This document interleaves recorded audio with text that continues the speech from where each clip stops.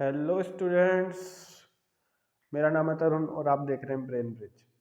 आज हम पढ़ने वाले हैं जिप्सम। रुको पहले नाम लिख देता हूँ चैप्टर का।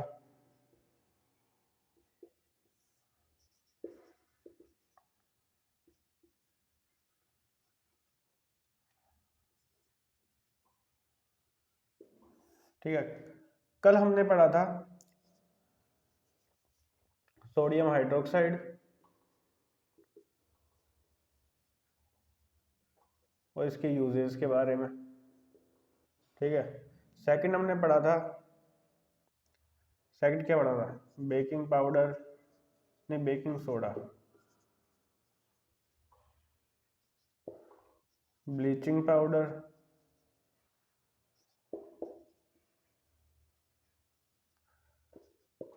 और वॉशिंग सोडा के बारे में पढ़ा था और इन सबके यूजेस पढ़े थे हमने।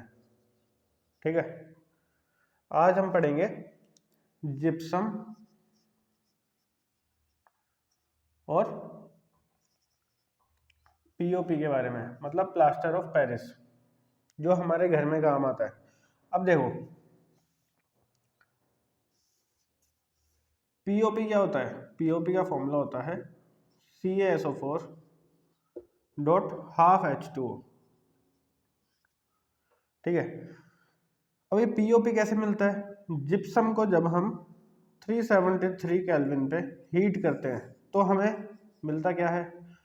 प्लास्टर ऑफ पेरिस, जिसको हम हमारे घर में यूज करते हैं ना, पीओपी पाउडर। ये पाउडर के पाउडर फॉर्म में होता है, ये वाइट वाइट पाउडर। ठीक है, इसको जब हम घर में यूज करते हैं तो हम इसको पानी के साथ मिलाते हैं और ये पानी के साथ ऐड होके क्या बनाता है? CaSO4 डॉट हाफ H2O होता है ये। ठीक है, इसका फॉर्मूला क्या है? CaSO4 dot half H2O plus ये किसके साथ रिएक्शन करता है? 1.5 मॉलिक्यूल ऑफ वाटर के साथ फिर से रिएक्ट करेगा और बनाएगा CaSO4 डॉट 2H2O। ठीक है, इसको बोलते हैं, ये होता है फॉर्मूला जिप्सम का। जिप्सम बना लेता है। तो जो चीज हम लेके आते हैं, कहाँ से? मार्केट से लेके आते हैं, वो होती है पीओपी। लेकिन जो लोग हम घर में लगा देते हैं वो क्या होता है? वो होता है जिप्सम। जिप्सम में वाटर ऑफ क्रिस्टलाइजेशन कितना होता है? 2 मॉलिक्यूल्स ऑफ वाटर। और वहां पे पीओपी में half molecule of water of crystallization होता है। ठीक है, तो ये जिप्सम, यहाँ पे तुम्हारा चैप्टर खत्म होता है। अब हम करेंगे एक्सरसाइज के क्वेश्चन। ठीक है,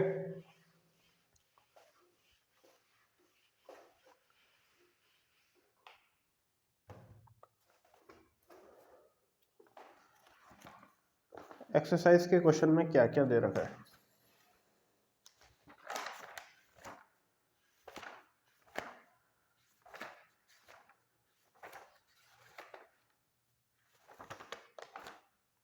हाँ, फर्स्ट क्वेश्चन है,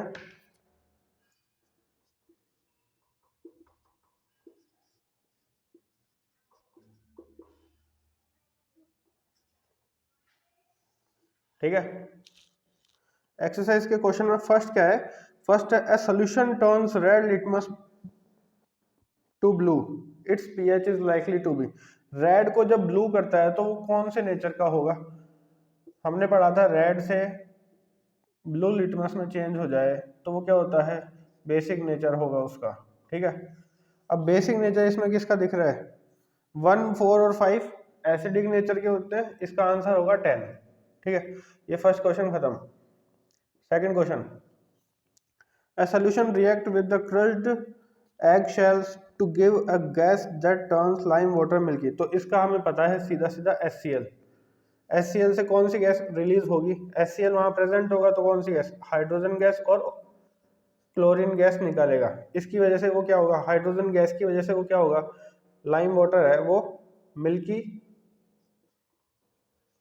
मिल्की हो जाएगा। ठीक है, अब थर्ड क्या है? 10 ml of solution of NaOH is found to be completely neutralized by 8 ml। 10 ml NaOH completely neutralize कर रहा है 8 ml HCl को। तो बताओ 20 ml NaOH कितने HCl को न्यूट्रलाइज करेगा। अब जब ये डबल हुआ है मल्टीप्लाई 2 हुआ है तो इसको भी मल्टीप्लाई 2 करो और आंसर निकालो, तो ये हो जाएगा 16 ml। ठीक है, इसका आंसर है 16।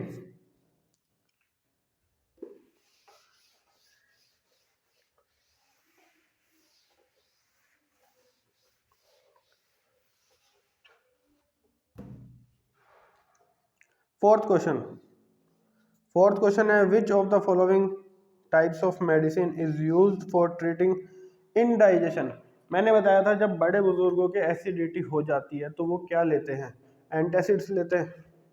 तो बस इसका आंसर क्या है, एंटासिड्स। ठीक है, फिफ्थ क्वेश्चन पे पढ़ते हैं। फिफ्थ क्वेश्चन में दिया हुआ है तुम्हारे नेम रिएक्शंस दी हुई है, उनको रिएक्शन की तरह लिखना है और उनको बैलेंस करना है। तो बैलेंस तुम करना, लिख मैं देता हूँ। Dilute sulphuric acid react with zinc granules. ठीक है, डाइल्यूट सल्फ्यूरिक एसिड H2SO4, यह है डाइल्यूटेड फॉर्म का, प्लस जिंक, तो ये क्या बनाएगा ZnSO4 प्लस H2 गैस बाहर निकल जाएगी। बी में क्या होगा, dilute sulphuric acid, dilute hydrochloric acid, इसके साथ रिएक्ट कर रहा है मैग्नीशियम, बनाएगा क्या MgCl2 और हाइड्रोजन गैस बाहर। थर्ड है dilute sulphuric acid H2SO4, react कर रहा है एल्यूमिनियम पाउडर से, बनाएगा क्या Al2SO4 का होल थ्राइस और H2 गैस बाहर। सब में H2 गैस बाहर निकल रही है। डाइल्यूट हाइड्रोक्लोरिक एसिड, फिर से HCl आ गया और ये रिएक्ट कर रहा है किसके साथ, आयरन फिलिंग्स, मतलब Fe के साथ रिएक्ट कर रहा है, FeCl2 बनाएगा और हाइड्रोजन गैस बाहर।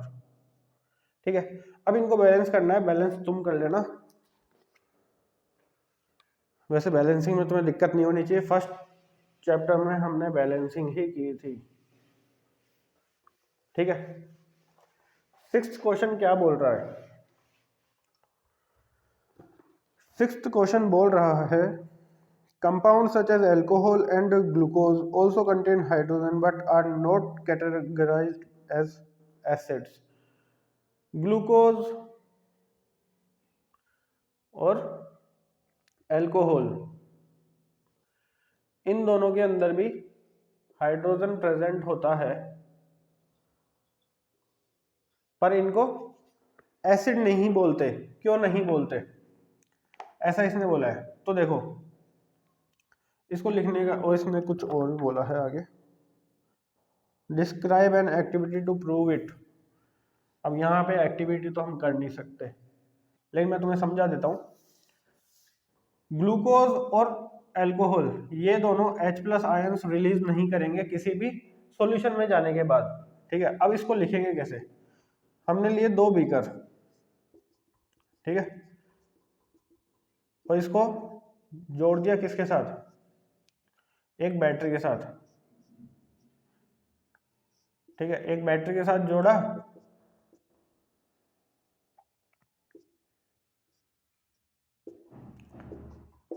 इसको जोड़ा एक बैटरी के साथ, इसके अंदर एक डिप, इसके अंदर डाला क्या, और यहाँ लगाओ एक बल्ब, इसके अंदर हमने डाला HCl, ठीक है, या कोई भी एसिड। दूसरा बीकर लिया, इसके अंदर भी सेम वही,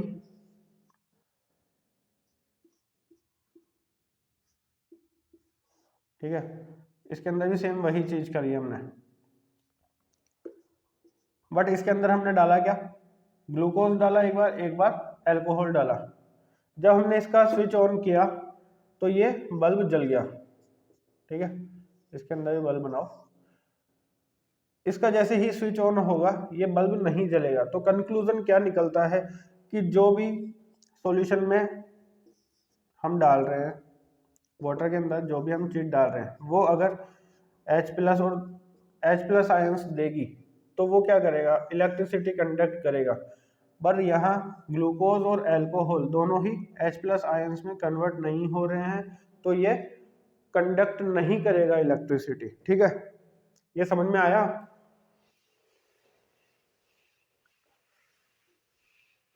नहीं आया तो ये खुद से सवाल पूछने का है तुम्हारा, मुझसे नहीं। ठीक है, अब 7th क्वेश्चन पे हम बढ़ते हैं। Why does distil water not conduct electricity whereas rain water does?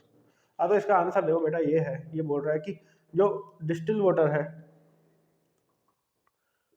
वो इलेक्ट्रिसिटी कंडक्ट नहीं करता, जबकि रेन वाटर इलेक्ट्रिसिटी कंडक्ट करता है। अब मैंने बताया तुम्हें, इससे जस्ट पहले वाली क्लास हमने पढ़ी थी, डिस्टिल वाटर मतलब प्योर फॉर्म ऑफ वाटर है, उसके अंदर कुछ नहीं है, केवल और केवल H2O के मॉलिक्यूल्स प्रेजेंट हैं।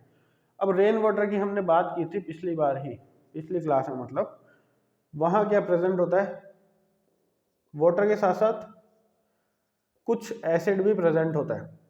तो एसिड प्रेजेंट होगा, इसके अंदर क्या है, केवल और केवल वाटर के मॉलिक्यूल्स, तो ये कंडक्ट करेंगे नहीं इलेक्ट्रिसिटी। जहां एसिड प्रेजेंट होगा वो सॉल्यूशन या वो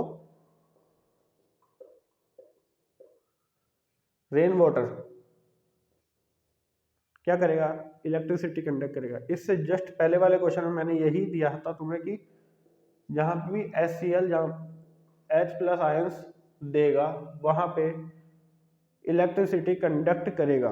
तो यहाँ पे एसिड है तो एसिड किस में टूटेगा, H+ आयंस में निकालेगा, H+ आयंस निकालेगा तो ये कंडक्ट करेगा इलेक्ट्रिसिटी, और डिस्टिल वाटर कंडक्ट नहीं करेगा इलेक्ट्रिसिटी। ठीक है,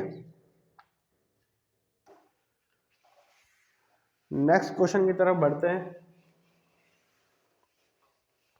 question number 8, why do acids not shown acidic behaviour in the absence of water?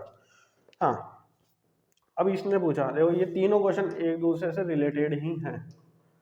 6th question में इसने पूछ लिया कि हाइड्रोजन आयन प्रेजेंट होता है लेकिन वो, मतलब हाइड्रोजन प्रेजेंट होता है लेकिन वो इलेक्ट्रिसिटी कंडक्ट नहीं करते, क्यों, वो मैंने बताया। सेकंड में पूछा कि रेन वाटर इलेक्ट्रिसिटी कंडक्ट करता है जबकि डिस्टिल वाटर नहीं करता, वो मैंने बताया क्यों करता है, क्योंकि वो H+ आयंस प्रोड्यूस करता है। इस क्वेश्चन में दे रखा है कि वाटर के एब्सेंस में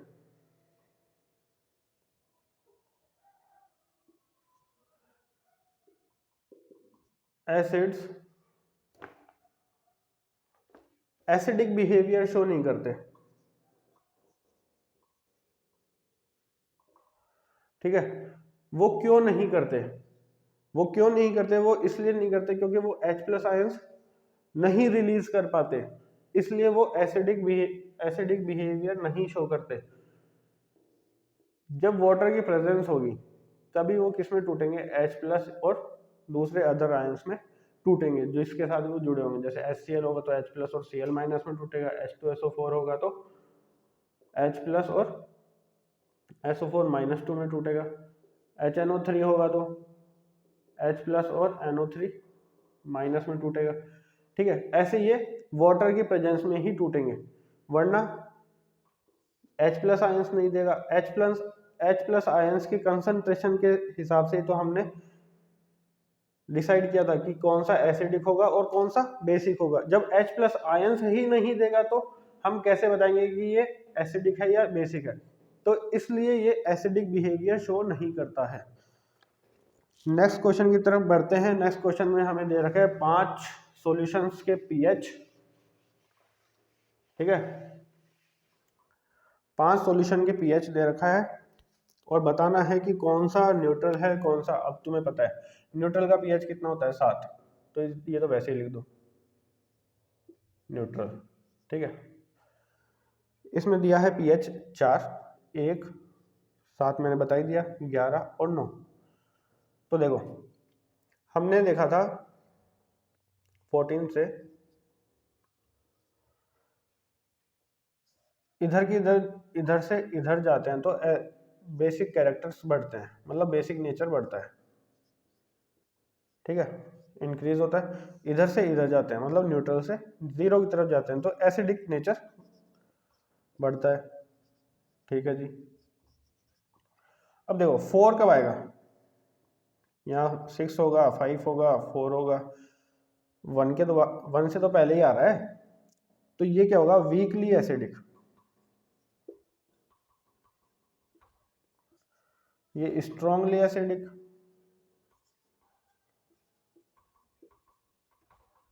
वैसे ही इधर से इधर जा रहा हूं तो पहले 8 फिर 9, ये पहले आ रहा है तो ये क्या होगा, वीकली बेसिक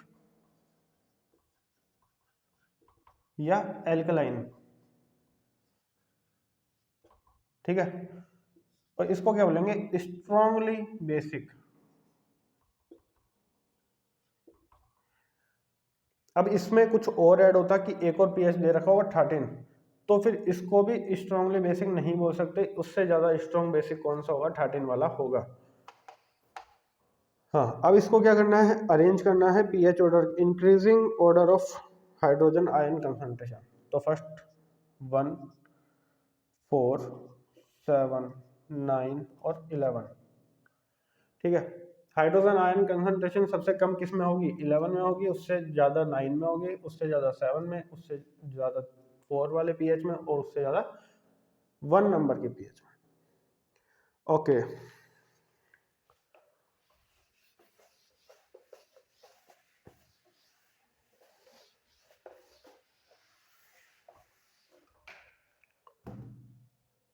नेक्स्ट क्वेश्चन है क्वेश्चन नंबर 10। अब हाँ, ये क्वेश्चन अच्छा है। Equal lengths of magnesium ribbon are taken in test tube, ठीक है, ए और बी, दो टेस्ट ट्यूब ली गई है, दोनों में मैग्नीशियम रिबन डाला गया है, ठीक है। एक में HCl डाला गया है और एक में एसिटिक एसिड डाला गया है, मतलब CH3COOH। इसको हम क्या बोलते हैं, एसिटिक एसिड, जो कि मैंने क्लास ली थी जब बताया था कि ये क्या होता है, वीक एसिड होता है,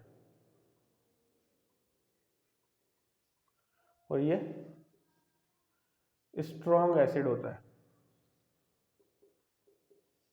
ठीक है। इसका आगे क्वेश्चन क्या है, दोनों में सेम अमाउंट का एसिड डाला गया है और सेम कंसंट्रेशन का एसिड डाला गया है। उसके बाद में पूछ रहा है in which test tube will the fizzing occur more vigorously and why, कि कौन से में जल्दी बुलबुले उठेंगे या गैस निकलेगी, कौन से वाले एसिड के साथ जल्दी गैस निकलेगी, तो उसका आंसर है HCl, ठीक है। अब वो HCl क्यों है, क्योंकि ये स्ट्रॉन्ग एसिड है तो जल्दी H+ आयंस देगा और ज़्यादा H+ आयंस देगा, ठीक है, जल्दी भी देगा और ज़्यादा भी देगा। तो यहाँ से क्या निकलेगी, H2 गैस बाहर निकलेगी, और ये कौन सी साउंड निकालेगी, जब हम क्या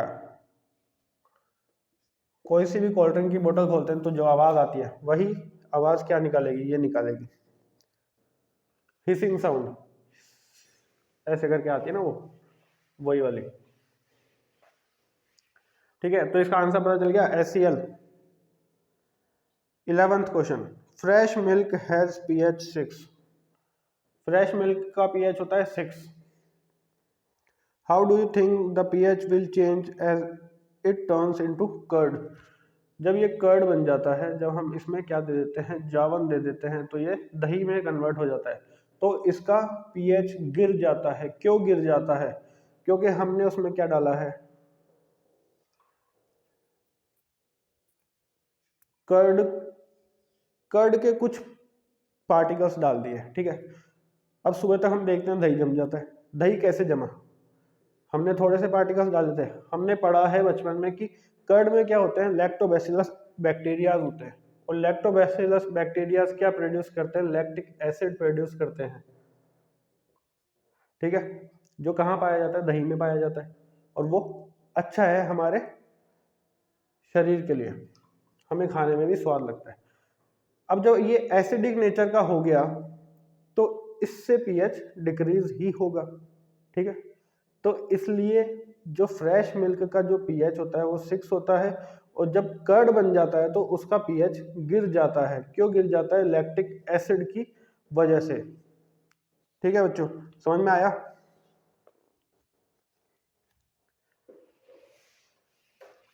11th question complete. 12th question पे चलते हैं। 12th क्वेश्चन क्या बोल रहा है, a milkman adds a very small amount of baking soda to fresh milk. Baking soda,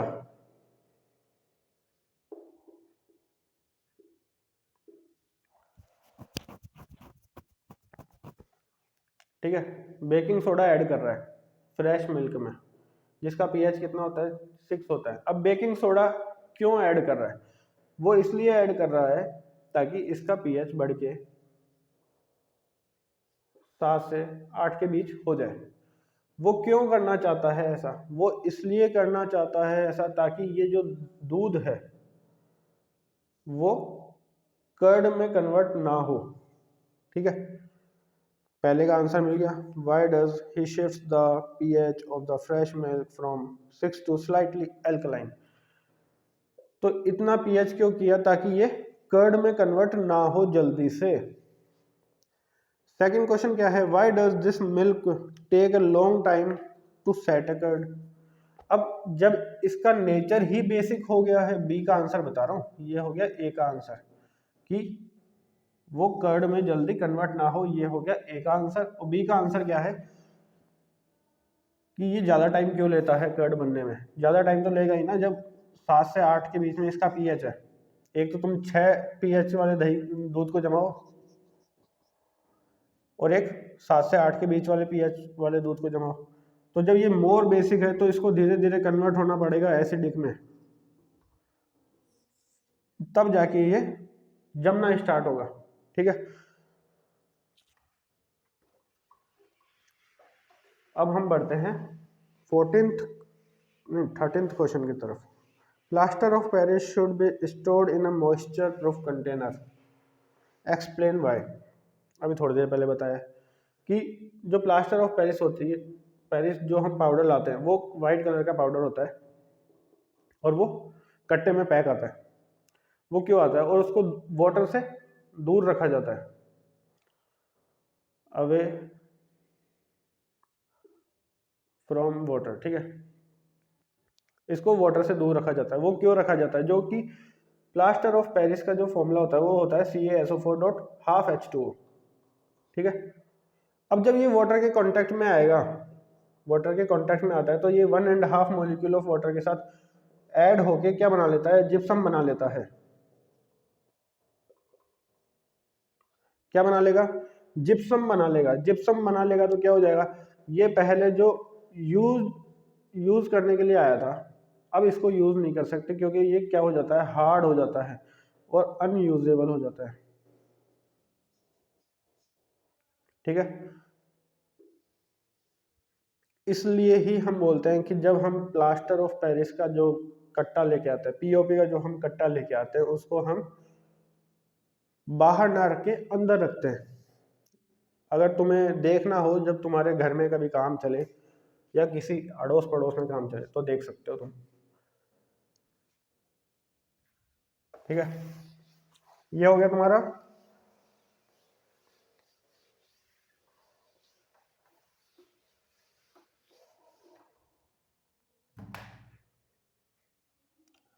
हाँ क्वेश्चन नंबर 14। क्वेश्चन नंबर 14 में क्या है, व्हाट इज न्यूट्रलाइजेशन रिएक्शन। अब न्यूट्रलाइजेशन रिएक्शन मैंने बताया है तुम्हें कब।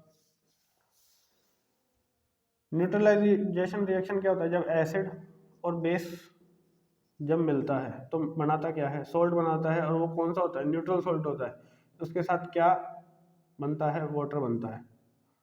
ठीक है, जैसे कि HCl प्लस NaOH, तो ये बनाएगा कॉमन सॉल्ट और वाटर। ठीक है, इसमें दो एग्जांपल देने हैं, तो एक तो ये रहा। दूसरा neutralisation reaction. What is neutralisation reaction? ये तो पता चल गया कि जब कोई एसिड और बेस रिएक्ट करता है तो वो एसिडिक और बेसिक कैरेक्टर ना शो करके न्यूट्रल कैरेक्टर शो करे, उसको हम क्या बोलते हैं? न्यूट्रलाइजेशन रिएक्शन बोलते हैं। अब इसमें एक एग्जांपल तो ये रहा। दूसरा, हमारे पेट में क्या HCl प्रोड्यूस होता है। जब ज़्यादा एक्सेस में HCl प्रोड्यूस हो जाता है तो डॉक्टर हमें क्या देता है? मिल्क ऑफ मैग्नीशिया, MgOH का होल ट्वाइस, मतलब ये किसका फॉर्मूला है? मिल्क ऑफ मैग्नीशिया का।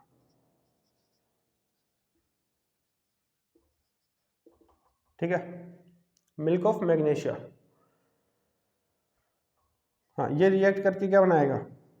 Mg को इसके साथ जोड़ो, इसको इसके साथ जोड़ो, पानी निकालो 2। ठीक है, MgCl2 प्लस H2O, 2H2O। ठीक है, अब give 2 important uses of washing soda and baking soda. बताओ, कल ही तो पढ़ा था। वॉशिंग सोडा कौन सा होता है? वॉशिंग सोडा होता है Na2CO3.10H2O।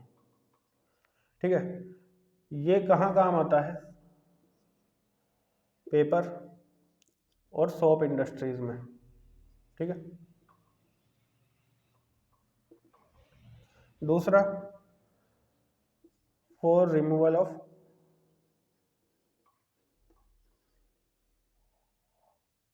Permanent hardness of water.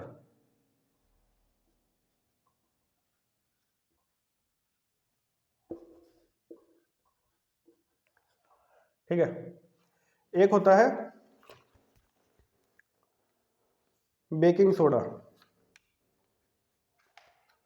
हाँ, वॉशिंग सोडा और कहाँ काम आता है?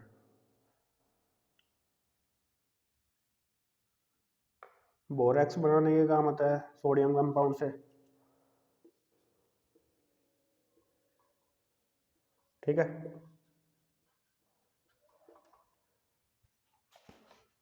ये तो हो गया वॉशिंग सोडा की बात। अब बेकिंग सोडा। बेकिंग सोडा का फॉर्मूला क्या होता है? NaHCO3। ठीक है, बेकिंग सोडा से हम क्या बना सकते हैं? बेकिंग पाउडर बना सकते हैं।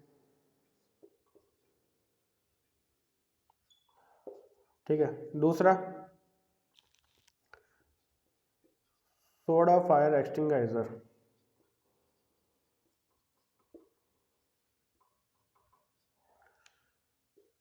सोडा फायर एक्सटिंगाइजर में काम आता है, इससे हम बेकिंग पाउडर बना सकते हैं और एंटासिड बनाने के काम आता है। ठीक है, तो ये हो गए इसके। इसने बोले थे 2-2, हमने बताए हैं इसको 3-3। ठीक है, ये सारे क्वेश्चंस खत्म। मेरे हिसाब से तुम्हें समझ में आ गए होंगे। नहीं आए तो फिर से एक बार देखना, और किसी चीज में जैसे डाउट हो सकता है, मैं ऐसा नहीं बोल रहा कि डाउट नहीं होगा, हो सकता है, लेकिन जिस टॉपिक से रिलेटेड डाउट हो वो टॉपिक की क्लास फिर से ले लेना, तो बिल्कुल डाउट नहीं रहने वाला है। ठीक है, तो बच्चों आज के लिए इतना ही। Thank you.